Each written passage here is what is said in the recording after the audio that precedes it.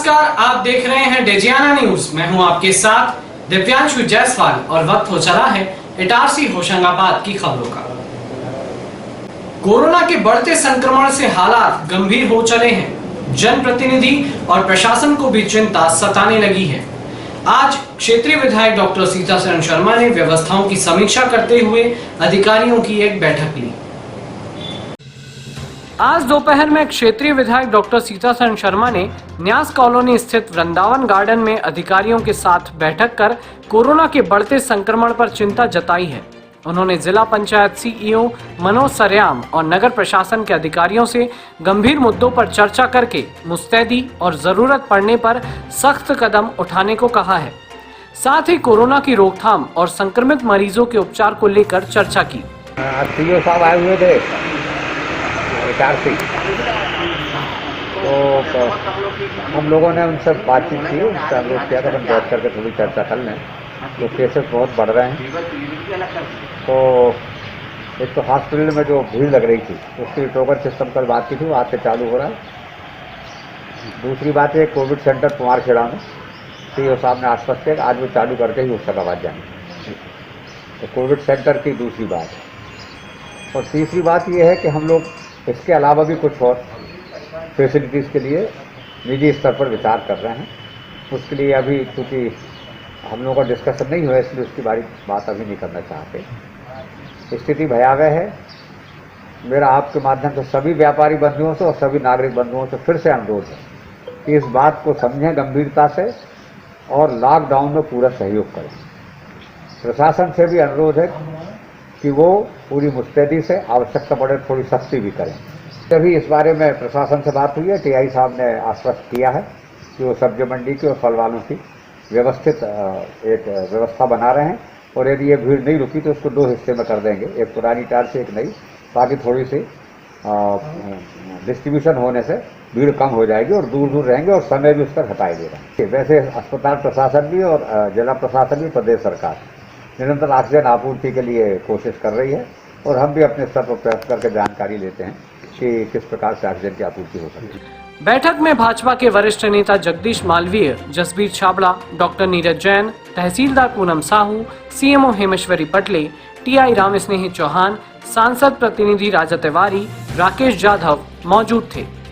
Bureau report Itarsi. Bhopal मंडल ने माल परिवहन का एक और रिकॉर्ड दर्ज किया है। पवारखेड़ा से पहली बार 3123 टन रेत का एक रेक मंगलिया गांव देवास भेजा गया। बता दें कि इससे रेलवे को 15.33 लाख रुपए का राजस्व प्राप्त हुआ है।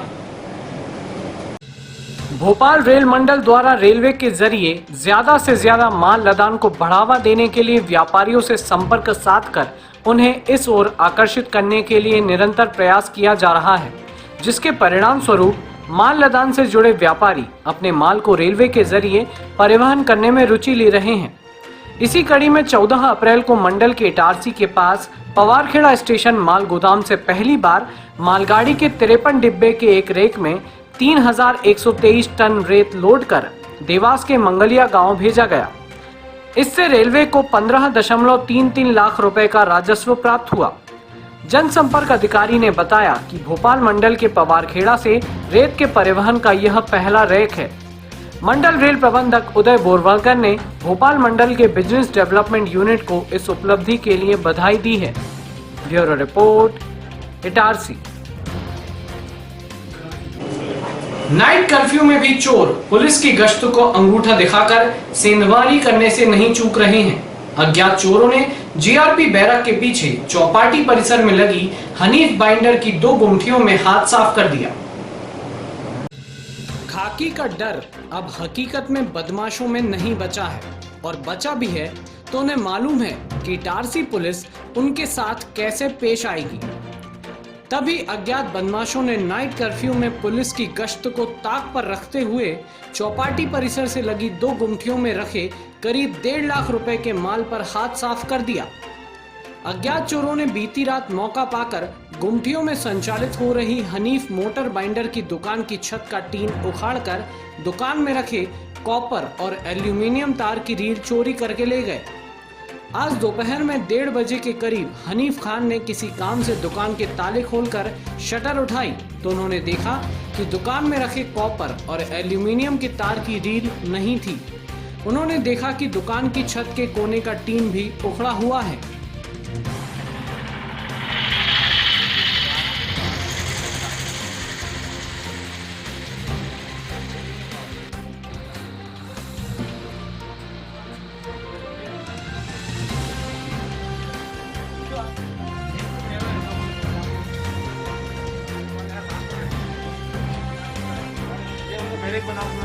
मेरे के हो जाते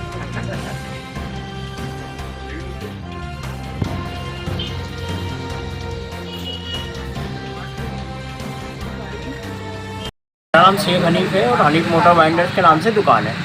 कॉपर वायर की रीलें चोरी हुई है और एल्युमिनियम वायरों की पैक रीलें चोरी हुई है और ऊपर से टीन काट के ले गए।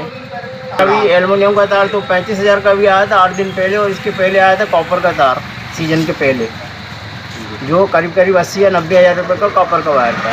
ये मान के लिए 1.5-2 लाख रुपये की चोरी हुई है। नहीं, केवल रीलें ही ले गए सर। कूलर पंखे की मोटर भरने के काम में आता है। ये सर रात की घटना है।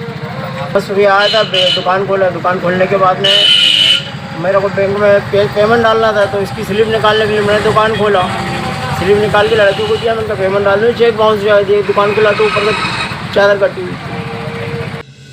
हनीफ ने चोरी की वारदात की शिकायत पुलिस थाने में की।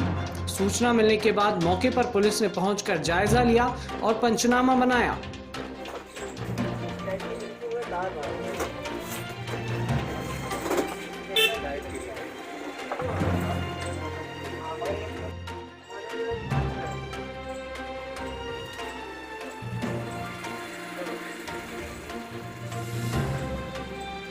बता दें कि चोरों ने एक और गुमटी में सेंधमारी करने की कोशिश की थी, लेकिन असफल हो गए। खैर जो भी हो, लेकिन अब चोरी, चेन स्नेचिंग की वारदातें एक बार फिर बढ़ने लगी हैं।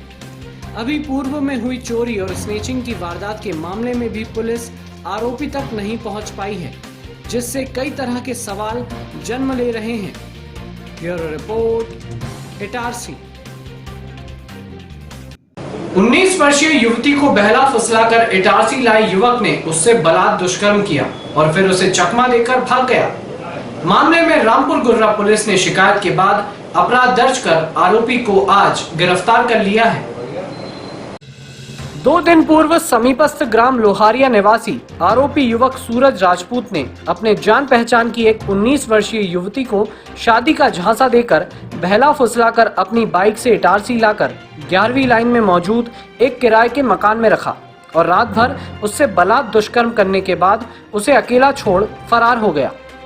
अगले दिन पीड़िता रोती बिलखती जैसे तैसे अपने घर पहुंची, जहां परिजनों को आपबीती सुनाने के बाद रामपुर गुर्रा थाना में शिकायती आवेदन दिया, जहां मामले में सब इंस्पेक्टर सोनाली चौधरी ने जांच परीक्षण के बाद आरोपी 29 वर्षीय युवक सूरज राजपूत के खिलाफ आईपीसी की धारा 366, 376 के तहत अपराध दर्ज कर पीड़िता को परिजनों के हवाले कर दिया है।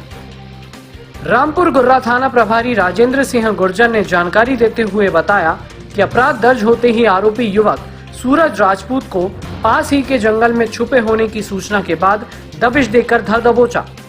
आरोपी को कल न्यायालय पेश किया जाएगा। Bureau report, Itarsi. कोरोना महामारी को लेकर हाहाकार मचा हुआ है। ये वायरस कब, किसे, कहां अपना शिकार बना ले, कहा नहीं जा सकता।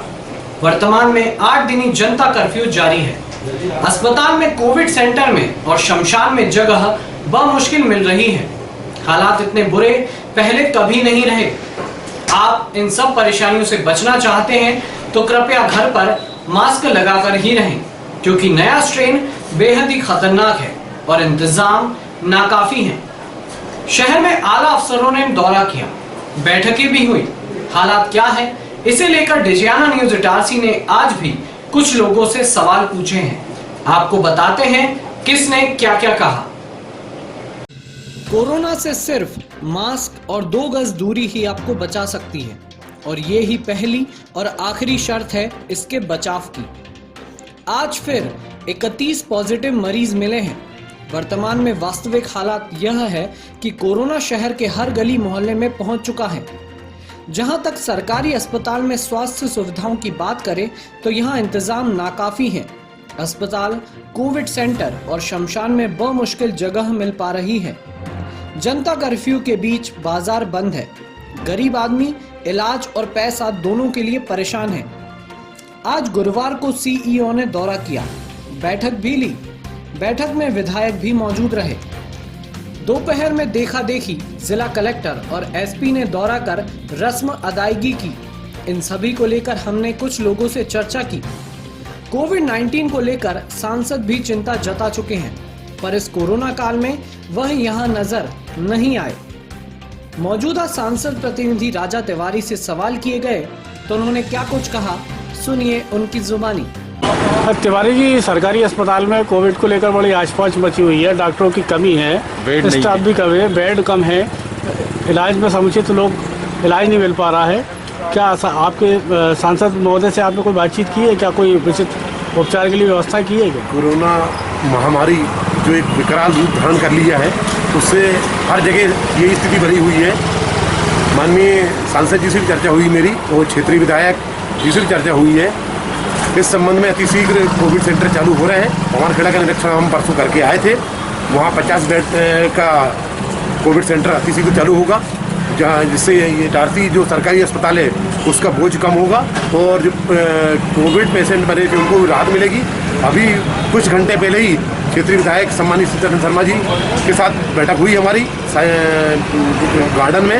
वहाँ उन्होंने एक तवा प्लाजा है, वहाँ पे भी कम से कम लगभग 40 बेडों वाला वार्ड चालू करने की उनकी चर्चा हुई है। वो उसके लिए जो गैस की अपनी कमी आ रही है,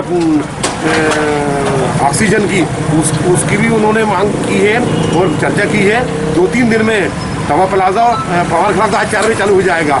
इनके चालू होने से कोविड पेशेंट मरीजों को राहत मिलेगी। डॉक्टरों की कमी है, स्वीकार कर रहा हूँ।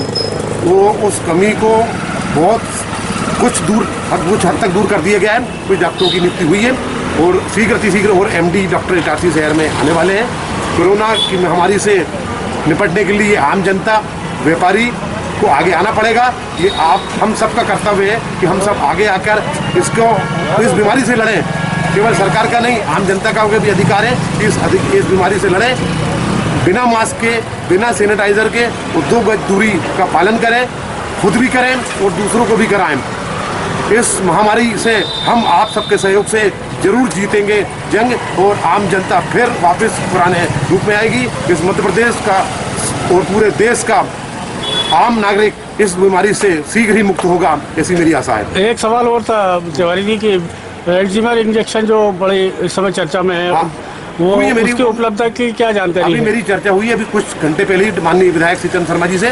वो आज माननीय सीएम साहब से बात करके जो उसकी कमी है उसको पूरा करने के लिए चर्चा करेंगे और शीघ्र ये इंजेक्शन भी शहर में प्राप्त होंगे। अच्छा, जनता में एक सवाल हो रहा है कि ये कोविड सेंटर यहाँ से 10-10 किलोमीटर दूर बनाए जा रहे हैं, ये शहर में क्यों नहीं बनाए सकते, जबकि शहर में बहुत सारी जगह है, कई संस्थान है जिनको आप हायर कर सकते हैं। क्या है, शहर में इस जो बीमारी जो उनको रहती, कोरोना पेशेंट जो रहते हैं वो अलग दूर से रखा जाता है। इससे लोग उनसे और उनके संपर्क में आके और लोग जन ना बीमारी से ग्रसित हो, इसलिए थोड़ा सा आउट में ही रखे जाते हैं कोविड सेंटर। ये मेरा सोच मेरी ऐसी है। हाँ, तिवारी जी, पिछली बार भाजपा के कुछ कार्यकर्ता ने कोरोना काल में काफ़ी मेहनत की थी, काफ़ी लोगों को मदद पहुँचाई थी, इस बार सब नदारत हैं? नहीं, ऐसा नहीं है। अभी आज ही डॉक्टर साहब ने बात की है कि अभी मैं इस कोरोना को, ये लॉकडाउन को बढ़ाने के लिए सीएम साहब को मैसेज किया है और उसके लिए उसके बदले में मैं एक चीज़ व्यवस्था करूँगा कि एक जगह पूरे खाने के पैकेट बनवा लिए जाएँ, 10 से 20 हज़ार जितनी संख्या लगेगी, वहाँ से जिनको आवश्यकता है वो खाना लेके जाएं और इस जो आपका लॉकडाउन इसको बढ़ाया जाए कि जिसमें जो चेन जो तोड़ने का काम, सबसे मेन काम, चेन टूट जाएगी तो कोरोना टूट जाएगा। तो ये चाहते हैं कि जैसे अभी 22 तारीख तक का है, इसको वो उनकी मांग है सीएम साहब को उन्होंने मैसेज भी किया है कि इसको लगभग 30 तारीख तक किया जाए। तो जो अभी इसमें कमी आई है, जो भी एक हफ्ते के अंदर जो भी लॉकडाउन का मरीजों में, वो और काफ़ी हद तक सुधार आएगा उसमें। एक आखिरी सवाल ये था कि आपके शहर के एसडीएम महोदय भी पॉजिटिव है, एसडीओपी महोदय भी पॉजिटिव है, शहर में कोई वरिष्ठ अधिकारी नहीं है जो मार्गदर्शन उचित कर सके, आप कोई होशंगाबाद से डिप्टी कलेक्टर स्तर के अधिकारियों की नियुक्ति इटारती करा पाएंगे जो खास तौर पर कोविड पर ध्यान दे? आपका उचित सवाल है। ये हमने माननीय विधायक और माननीय सांसद जी के संज्ञान में लाकर वैसे एजीएम साहब दूरभाष के माध्यम से संपर्क में हैं और जो समस्याएं आ रही हैं उनको दूर करने के लिए प्रयास कर रहे हैं। फिर भी आपने अगर ये सवाल उचित उठाया है, इस संबंध माननीय विधायक और माननीय सांसद जी से चर्चा करके कोई अतिरिक्त अपर कलेक्टर की नियुक्ति की जाए जब तक एजीएम साहब फील्ड पर नहीं आते। इसी में बात अभी शीघ्र करूँगा। इधर कांग्रेस के युवा चेहरे में सबसे आगे नाम आता है तेज तर्रार अर्जुन भोला का। इस कोरोना काल में क्या क्या व्यवस्थाएं हैं और क्या क्या होना चाहिए, इसे लेकर उनसे सवाल किया तो उन्होंने इस तरह अपनी बात रखी। सर, कोरोना के बेहद खराब हालात हैं इटारसी में। रोजाना पॉजिटिव केस में बढ़ोतरी हो रही है। व्यवस्थाओं के नाम पर शासकीय अस्पताल में कोविड सेंटरों में इंतजाम जो है वो नाकाफी हैं। ऐसे में क्योंकि आप कांग्रेस के युवा नेता हैं, आपका क्या सोच है, क्या होना चाहिए? देखिए, मेरा तो कहना ये है कि कोरोना एक अज्ञात शत्रु है जो हमें दिख नहीं रहा है, जिसके बारे में हमें कुछ पता नहीं और हम उससे लड़ना है। अब रही बात व्यवस्थाओं की और जो मृत्यु दर एकदम से बढ़ी है, कोरोना का पेशेंटों का परसेंटेज बढ़ा है, तो उसका सबसे बड़ा मैं जो नुकसान हो रहा है या उस पर जो किसी के ऊपर अगर ब्लेम करता हूँ तो वो मैं सीधा सरकार पर करूँगा, क्योंकि कोई भी व्यवस्थाएं नहीं है, मेडिकल की कोई व्यवस्था नहीं है, ऑक्सीजन मिल नहीं रहा है, कोविड सेंटर की कोई व्यवस्था नहीं है। रिपोर्ट देखिए क्या होता है, अगर सुबह अगर जांच हो और शाम तक रिपोर्ट आ जाए तो पता चल जाए कि आदमी कौन पॉजिटिव है कौन नहीं है, भले दूसरे दिन सुबह तक आ जाए। अब 4 दिन तक आदमी को यही नहीं पता रहता है कि वो पॉजिटिव है कि नेगेटिव है, और 4 दिन वो बाजार में घूमता रहता है। मैं उस आदमी को दोषी नहीं मानूंगा जो 4 दिन बाजार घूम रहा है, मैं सिस्टम को दोषी मानूंगा। अगर वो रिपोर्ट सुबह या शाम तक अपने को अगर संस्था अवेलेबल करा दे तो कम से कम उस आदमी को पता रहे कि भाई मैं पॉजिटिव हूँ और उसका इलाज हो जाए। अब 4 दिन में उसका इलाज, 4 दिन बाद उसकी रिपोर्ट आएगी। 4 दिन तक अगर जो अभी साइंस कह रहा है, डॉक्टर और मेडिकल कह रहे हैं कि वो अपने फेफड़ों को कोरोना डैमेज कर देता है, तो आप खुद सोचिए कि 4 दिन में कितना डैमेज कर देगा। इसलिए सीधा सरासर ये जो सरकार है, ये प्रशासन है, ये व्यवस्था बना नहीं पा रहा है। इनको सबसे सीधा और सरल इलाज लगता है लॉकडाउन, जो कर देता है। जबकि आप देखें बड़े बड़े अर्थशास्त्री, बिल गेट्स वगैरह जितने मिलीनियर बिलीनियर जितने लोग हैं, उनका कहना ये है कि हमें कोरोना के साथ रहना है, कोरोना के साथ ही अपनी दिनचर्या बढ़ानी है, कोरोना के साथ ही व्यापार करना है। अब हमें ये देखना है कि हम कैसे सिस्टम पे आए, लेकिन यहाँ हर चीज़ में सरकार सरासर विफल है। आज प्रशासनिक अधिकारियों ने कुछ दौरे भी किए हैं, लेकिन वो जमीन पर नहीं उतरे सितारे, तो कार में बैठकर पूरे निकल गए हैं। क्या कहेंगे आप? देखिए सरासर दिखावा है। उनको किसी चीज़ का कोई पैमाना मालूम है नहीं, ना उन्हें समझ आ रहा है। आज जब हम देखते हैं, अगर एक पढ़ा लिखा जैसे सीएम केजरीवाल को देखते हैं, तो जब वो कोई चीज़ पे अपनी स्पीच देते हैं या भाषण देता है या कोरोना के विषय में बताते हैं तो उसके 100 तौर तरीके बताते हैं। लेकिन वही प्रधानमंत्री अगर अपना भाषण देते हैं तो वो कहते हैं कि भैया घंटी बजाओ, अगरबत्ती जलाओ, थाली बजाओ। तो ये नहीं है, आप अपने तौर तरीके दो, आदमी को समझाओ कि भैया ज़्यादा से ज़्यादा सैनिटाइज करें, मास्क पहने। आप खुद देखिए, आप इटारसी शहर की बात कर रहे हैं, आज अधिकारी घूम रहे थे, जब से अभी कोरोना की लहर दूसरी चालू हुई है, एक बार भी इटारसी शहर में कहीं पर भी सैनिटाइज़र हुआ हो, कोई भी गली मोहल्ले किसी भी वार्ड में सैनिटाइज़ किया गया हो, तो आप मुझे खुद बताइए। किसी प्रकार की कोई सुविधा नहीं है। जबकि आप देखा जाए, देखिए हम लोगों से, हम व्यापारियों से, मैं एक व्यापारी भी हूँ, हम व्यापारियों से ही टैक्स करोड़ों रुपए, इस साल सबसे बड़ा कलेक्शन जीएसटी का गवर्नमेंट के पास आया है। तो आज वो हमारी पैसा है, वो हम पे उनको खर्च करना चाहिए। आज समस्या के समय हमारी पैसा हम पे खर्च नहीं करोगे तो किस पे करोगे? आज इतना बड़ा आप कलेक्शन हुआ है, आप आज लॉकडाउन की बात कर रहे हो, तो मेरा तर्क ये है कि आपको 3 दिन के लिए 3 महीने के लिए नगर पालिका, नजूल, जीएसटी, इनकम टैक्स, सारे जितने भी टैक्सेशन है उसमें हमारे को रिबेट देना चाहिए, छूट देना चाहिए। आज ये बाजार बंद, ये हमारा पीक सीज़न का टाइम है। इस पीक सीज़न में हम जो व्यापार करते हैं, 2 महीने, हमारा घर 6 महीने चलता है। अब यही 2 महीने में अगर हम व्यापार नहीं करेंगे तो हम कहाँ जाएंगे? अगर आप हमसे बंद कराने की अपेक्षा रख रहे हो तो आप हमारा सहयोग करो। आप हमारे को टैक्सेशन में जो नगर पालिका, अभी आप पिछले महीने अभी नगर पालिका ने कर बढ़ाया था, आपको ज्ञात होगा। और क्या बोलते हैं, ये कचरा कलेक्शन की जो गाड़ी चलती है उसको लेकर नगर पालिका ने 100 रुपये का चालू करा था कि महीना दिया जाए। अरे भैया, वैसे इंसान की इतनी बुरी स्थिति है, पब्लिक मरे जा रही है, लोगों के पास पैसे नहीं है, बेरोजगारी बढ़ रही है और आप नए टैक्स बढ़ा रहे हैं, जबकि आपको टैक्स में उल्टा सुविधा देनी चाहिए, टैक्सों में छूट देनी चाहिए। शाम को वापस भी ले लिया था वो आदेश। हाँ, वो तो उसका जब आपको ये मालूम है कि आदेश वापस ले लिया तो आप देखिए उसका विरोध हुआ था। वो उन्होंने अपने मन से नहीं लिया था, क्योंकि उसके विरोध में व्यापारी खड़े हुए, कई पक्ष और विपक्ष के नेता भी खड़े हुए, तब वो हटाया गया। तो दूसरा ये कि शहर में काफ़ी लोग परेशान हैं, रेमडेसिविर जो इंजेक्शन है, ऑक्सीजन है, ये तो मिल ही नहीं रही है। अस्पताल में डॉक्टर्स भी कम है, स्टाफ भी कम है, इसके लिए आप क्या कहेंगे? देखिए क्या होता है, बहुत लंबा समय हो गया है। अब बात यही है कि बोलो तो फिर वो बात आ जाएगी कि ये ऐसे माहौल में भी आरोप प्रत्यारोप राजनीति की भाषा बोल रहे हैं, पर राजनीति की भाषा नहीं है। बात बिल्कुल सत्य है कि आज इतना लंबे समय से 30 साल से यहाँ पे भाजपा शासित है, किसी प्रकार की कोई सुविधा नहीं है। अभी लास्ट टाइम एक प्रोग्राम था जिसमें डॉक्टर शिवानी का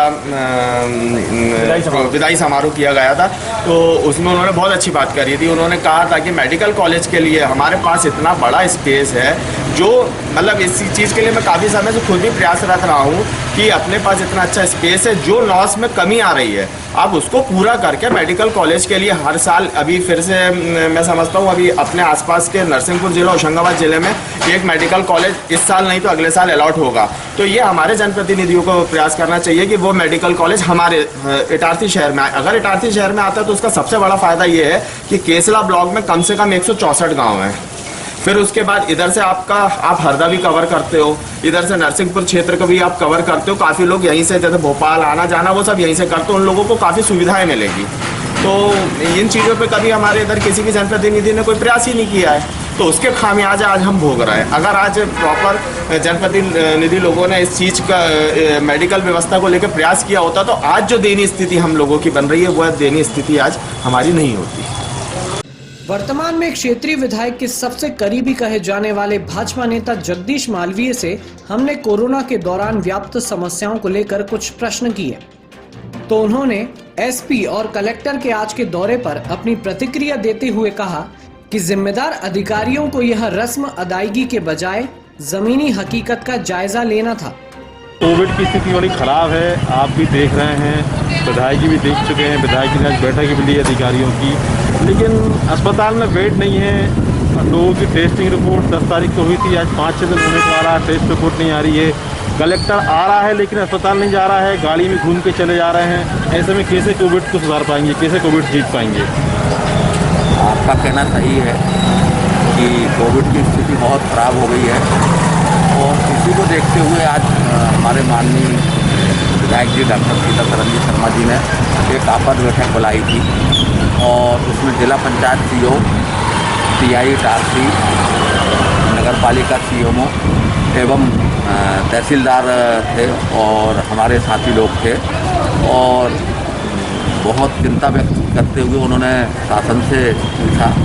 उसमें पहले तो बेड की स्थिति को देखते हुए पवारखेड़ा कोविड सेंटर चालू करवाया, आज उन्होंने कोविड से चालू हो गया है, जहां अभी फ़िलहाल 50 बेड की व्यवस्था करी है, लेकिन वहां 100 लोगों की व्यवस्था करेंगे, ये व्यवस्था वहां हो चुकी है। दूसरा, ऑक्सीजन की जो कमी की बात है तो हमारे इटारसी ऑयल मिल वालों से डॉक्टर साहब की चर्चा हुई।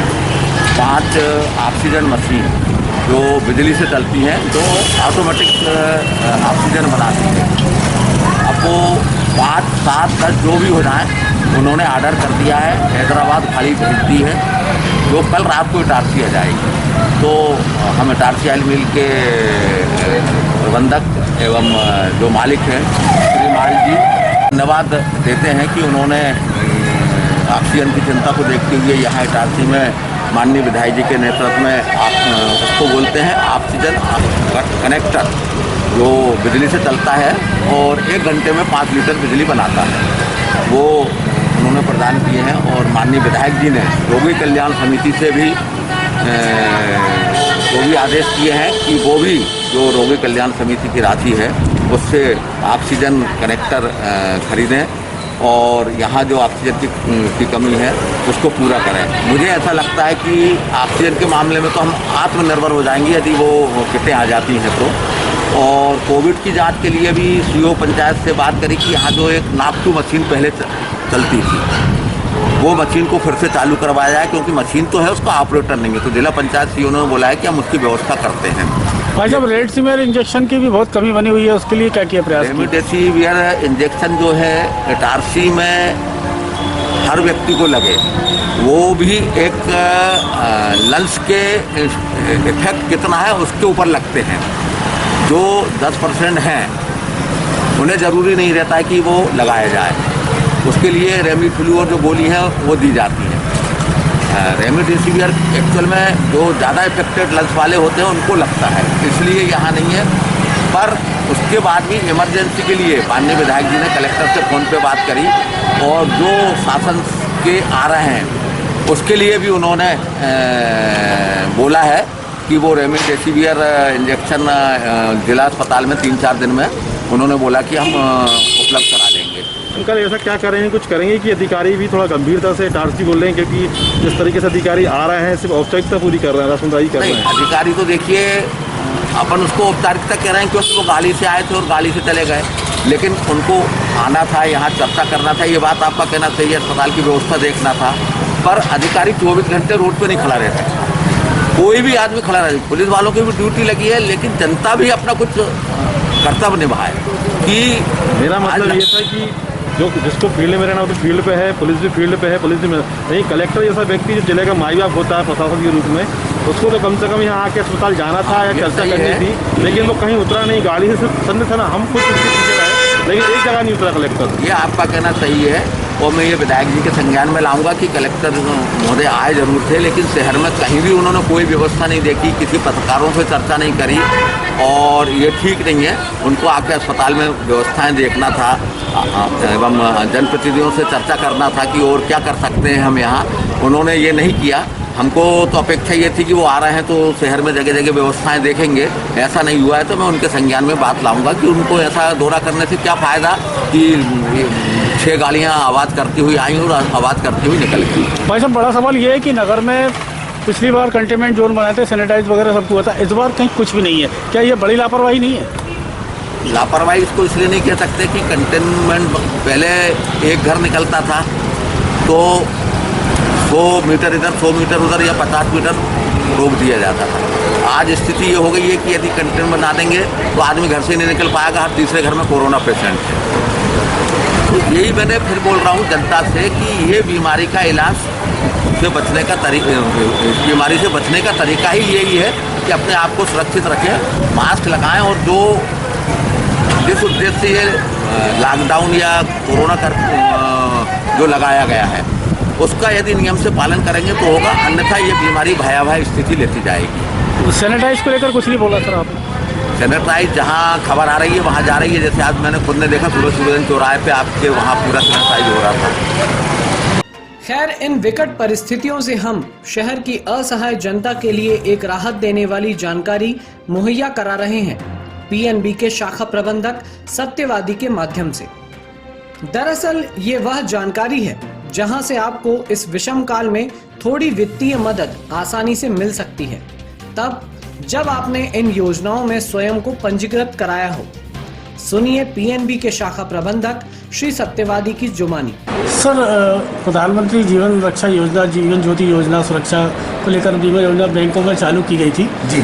उसमें किन किन लोगों को फ़ायदा मिल रहा है और कितनी राशि जमा करने पर? आज कोविड का दौर चल रहा है, इसमें लोगों को किस तरह से वित्तीय सहायता मिल? नहीं, ये जो है इसका जो ये खाते खुले थे इनका ओरिजिनल पर्पस तो जो सरकार जो आई थी 2014 में, तब इन्होंने उसी वक्त से इस मकसद से लॉन्च की थी दोनों स्कीम। कि पहले तो उन्होंने क्या है ये डिसाइड किया था कि हर व्यक्ति का एक बैंक में खाता होना चाहिए।